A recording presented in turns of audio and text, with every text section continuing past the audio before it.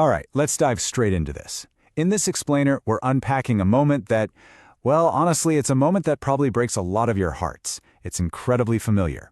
Picture this. It's 11:15 p.m. The house is totally quiet. You're walking past your teenager's room, and you see that faint little glow of a phone screen under the door. You hear this low voice, maybe even a genuine loud laugh. They're in their own world, just totally happy. But then fast forward to the next morning. You're at the breakfast table, coffee in hand, and you casually ask, "Hey, who are you chatting with last night?" And you get that ice-cold one-word answer, "Nobody." Right there in their eyes, you see it. That familiar wall drops down. The "I have absolutely nothing to share with you" wall. So who on earth were they laughing with in the dark? And why? Oh, why are they building this wall against you? Why not you? Why someone else? Honestly, this has got to be one of the absolute loneliest feelings in all of parenting. You've definitely noticed it. Maybe you're driving together and you catch them humming along to some old song on the radio, clearly feeling some kind of deep emotion, just singing into the void. But the second you make eye contact, total silence. They just shut down. And it's only natural that this triggers a sense of inadequacy in us. Or, let's be totally real here, even a little sting of jealousy. We can't help but ask ourselves, why won't they just share that with me? And the contrast can be so frustrating, right? On one hand, you ask that hopeful dinner table question, "How was school?" And you get the legendary one-word, three-letter answer, "Fine," or "Good." That's it. But then, on the flip side, there's this entirely different universe. The exact same day, your kid writes a literal two-paragraph essay pouring out their feelings in the comment section of a teacher's social media post. Think about that. You get one syllable, while a teacher on the internet gets an expansive, beautifully written text. For a parent, this contrast is basically a massive flashing alarm bell going off in your head. But it gets even more gut-wrenching when we talk about getting information from a stranger.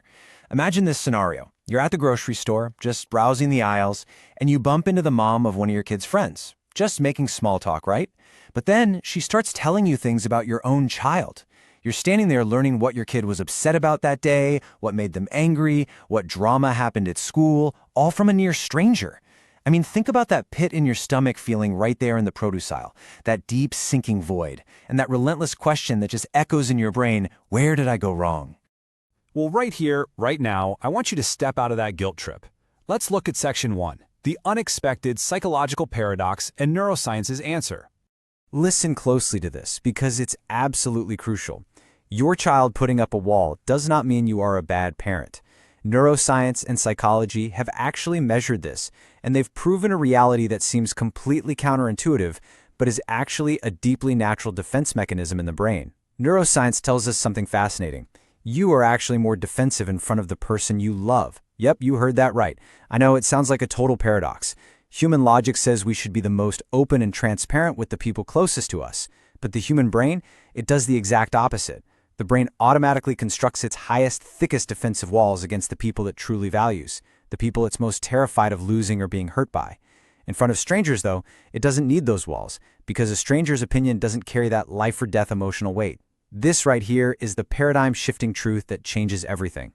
So let's move into Section 2. Why do they open up to strangers? We are going to deconstruct this silent wall by looking at 4 distinct psychological pillars, starting with the first 2. The very first and maybe the most critical pillar here is the risk of disappointment. You see, when your child tells you something real, they are taking on a massive, terrifying risk. Why? Because they care about you deeply. Your view of them means absolutely everything.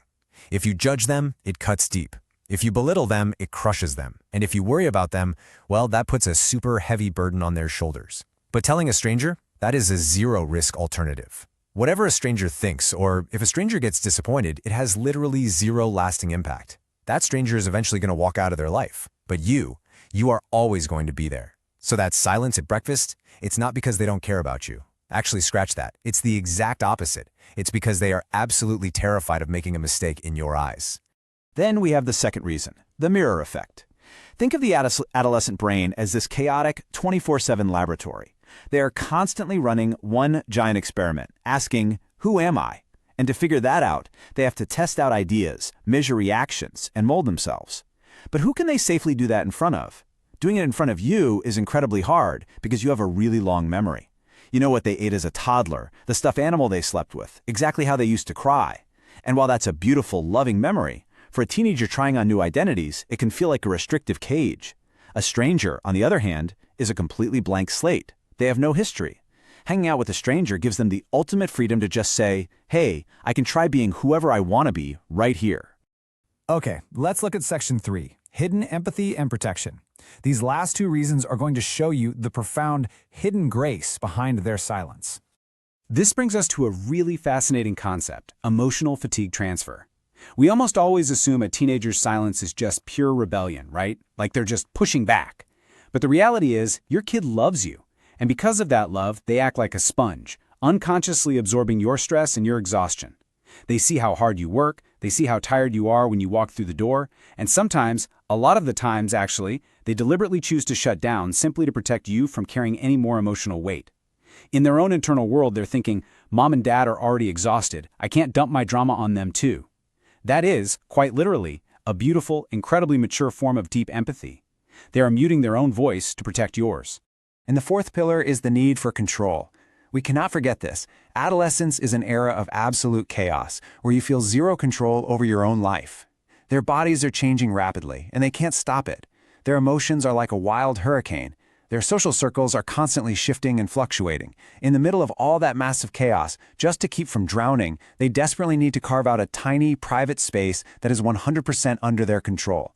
Remember that glowing phone screen at 11:15 p.m. we talked about? That's not a malicious wall built to keep you out. That is a necessary private sanctuary where they can finally catch their breath. It's just for them. All right, bringing us to section 4, what does silence actually mean? It is time to completely reevaluate and redefine that intimidating wall in our minds. Behind that silent wall, there isn't some cold stranger pulling away from you. What's actually there is a young person desperately trying to build their own identity. It's a kid who cares about you so incredibly much that they are terrified of making mistakes in your eyes. They are literally seeking refuge in silence to protect you from their own burdens. And through all these intense growing pains, they are just trying to create a little personal space. But you know what the most important part of all this is? While they're doing all of this, they still want to feel safe. They are still right there, in that room, safely under your roof. So when they say nobody at breakfast, it's not necessarily a malicious lie. It is a protective boundary from a child who still deeply, deeply cares about your opinion. Which brings us right to the heart of the matter, perfectly captured in this powerful metaphor. Doors open not when they are locked, but when they are knocked. Your child's silent wall isn't some impenetrable locked castle gate. It is simply a door waiting to be knocked on. And you, as parents, even when you get those incredibly short one-word answers on the way to school or at the breakfast table, you are patiently, persistently knocking on that door. Even when there's no answer, you are letting them know you're right there. Believe me, consistently asking about their day, continuing to knock with patience despite the silence. That is the absolute greatest, quietest courage of parenting. And trust me, your child hears every single knock. So, I want to leave you with this provocative but ultimately hopeful question. Are you going to keep knocking on that door? Because one day your child is going to be ready to talk. Maybe not today, maybe not tomorrow, but when that day finally comes, they will choose to turn the lock and open up, entirely because they knew you were standing right there on the other side, waiting patiently, lovingly, and never, ever giving up. Understanding the profound psychology behind these silent walls allows us to knock on that door with so much more empathy and grace. If this explainer helped you see things from a different perspective and you find these deep dives helpful, make sure to stick around for more. We'll see you in the next explainer. Bye for now.